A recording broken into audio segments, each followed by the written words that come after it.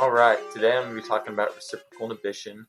I asked a couple of my athletic training buddies what would be some good things to talk about on this channel, and one of them suggested that I talk about reciprocal inhibition, and specifically its relationship with certain muscle groups, okay, and how that might affect human movement and sport performance.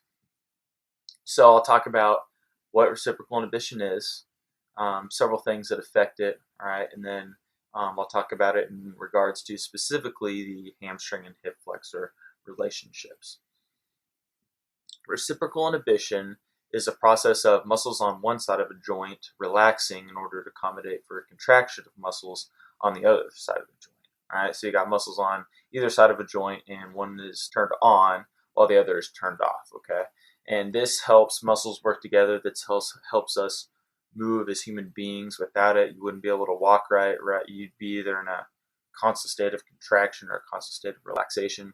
So in order for every muscle to function well, it's going to have to abide by these rules of reciprocal inhibition. And the problems come when things get in the way of messing with the cycle or the process of reciprocal inhibition.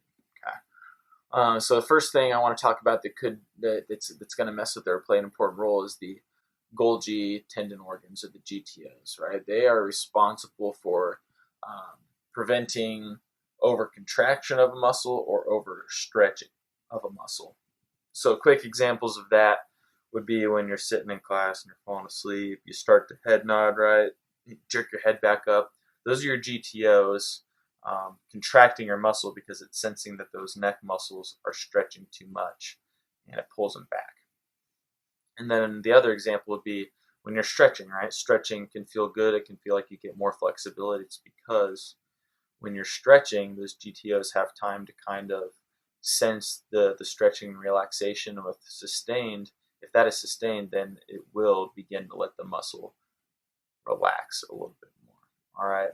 But then it's only usually a matter of time before those GTOs start to clamp that muscle back down. And I would say, as an athletic trainer, the relationship of muscles in regards to reciprocal inhibition that I have to deal with the most would be the hamstring and hip flexor ratio.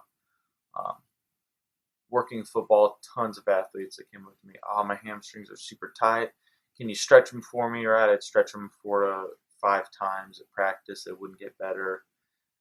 They'd go into the training room, get rolled out, get massaged, get in the contrast baths, foam roll on their own, and their hamstrings would still be super tight. And so at that point, after you've done so much for the hamstrings, you have to think about what else could be going on. So when you think about reciprocal inhibition, then you got to think about, well, what's happening on the other side of the joint. And so you have to be able to address the hip flexors. And a simple way to address hip flexors, or maybe give you more ammo to decide that it is hip flexors that could be making their hamstrings tight. Quick test you can do is the Thomas test, right? So have them hug their knee and then lay flat on the table, right? And if that down leg is popped up a little bit, that means that hip flexor is tight. Check both sides, see what you find. And if you do find that, then here's why those hip flexors could be affecting that hamstring. I'm going to stand up for this and explain this. Okay. So if your hip flexors are super tight, right, they're going to be pulling that pelvis anteriorly, okay, because of where those deep hip flexors originate and insert at. Okay. When you're pulled forward, most kids are not going to walk around like this. Okay, that's not cool. You don't look cool in front of your friends walking around like this, right? So they're going to try to sit up. Okay, so that might appear that they're standing up straight and normal, but that pelvis is still dumped anteriorly. Well, when it's dumped anteriorly, those hamstrings attach on that ischial tuberosity. And so when it's pulled forward, those hamstrings get caught on a pre-stretch and keep stretching, okay?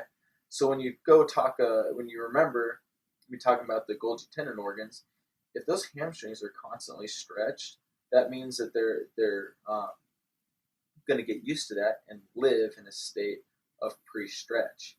So in that case, there's nothing really like that GTO reflex of, over contracting or overstretching is gone now. So what's going to prevent that hamstring from tearing or overstretching, right?